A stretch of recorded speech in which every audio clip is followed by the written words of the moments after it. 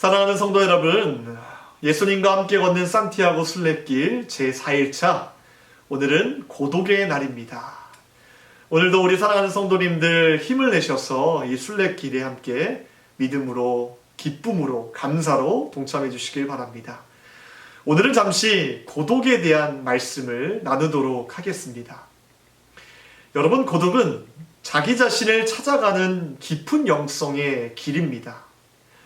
우리 그리스도인들도 인생을 살아가다 보면 마치 하나님이 우리를 홀로 내버려 두시는 것 같이 외로움과 고독을 느낄 때가 많습니다.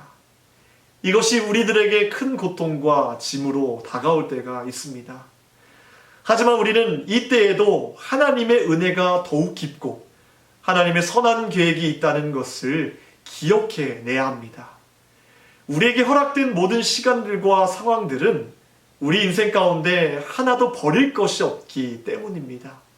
오히려 고독이란 시간은 우리에게 큰 선물이 될 수 있다는 것을 기억합시다. 성경의 인물 중 요나라는 사람은 물고기 뱃속에서 고독을 맛보아야만 했습니다. 하나님께서 그곳까지 요나를 끌고 가셨습니다. 그런데 요나는 그때 비로소 기도하게 되었고 그때 비로소 진짜 자신의 모습을 발견하게 되었습니다. 이것이 하나님께서 우리 인생을 다루시는 방법입니다. 생각해 보십시오. 요나를 죽이기로 작정하셨다면 하나님은 이처럼 이런 고독과 고난을 겪게 하실 필요가 없었을 것입니다. 이것을 통해 요나를 기도의 자리로 인도하셨고 기도를 통해 내 자신을 변화시키사 하나님의 도구로 사용하실 것이라는 확신 가운데 나아가게 하셨다는 것입니다. 이것이 바로 은혜입니다. 오늘은 하나님께서 저와 여러분들에게 특별한 날로 바로 고독의 날로 정하신 날입니다. 오늘 하루만큼은 만사를 제쳐두고라도 온전히 하나님 앞에 홀로 서서 내 자신을 돌아보는 귀한 시간을 가졌으면 합니다. 여러분들도 아시다시피 예수님께서는 새벽 미명에 한적한 곳으로 가사 거기서 기도하셨다고 말씀하셨습니다. 제가 여러분들에게 부탁드리고 싶은 것은 반드시 예수님처럼 오늘만큼은 한적한 곳을 찾아가셨으면 합니다.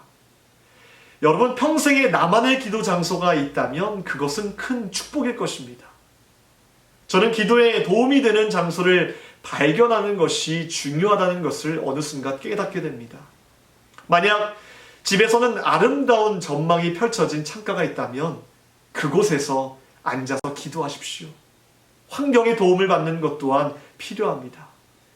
때로는 의자 하나를 곁에 두고 기도란 단지 나 혼자서 생각하는 것이 아니라 예수님께서 실제로 임재하신다는 것을 기억하시면서 기도하십시오. 좀 더 장시간의 기도를 위해서는 가까운 호수공원이나 또 멀리로는 바다로 나가는 것도 좋습니다. 때로는 단순히 초 하나를 켜놓고 기도하기도 하는데 그것은 하나님의 인재와 지혜의 빛이 나를 인도해 주신다는 성경의 반복적인 가르침을 상기시켜 주는 것도 큰 도움이 된다고 생각합니다. 사랑하는 성도 여러분, 모든 것 다 좋습니다. 하나님과의 조용한 대화를 통해 나의 영성이 깊어진다면 뭐든 하십시오. 오늘 이 고독의 시간들이 여러분들의 영혼에 귀한 선물이 될 것입니다. 기도하겠습니다. 하나님, 고독은 내 자신을 발견하는 귀한 시간임을 믿습니다.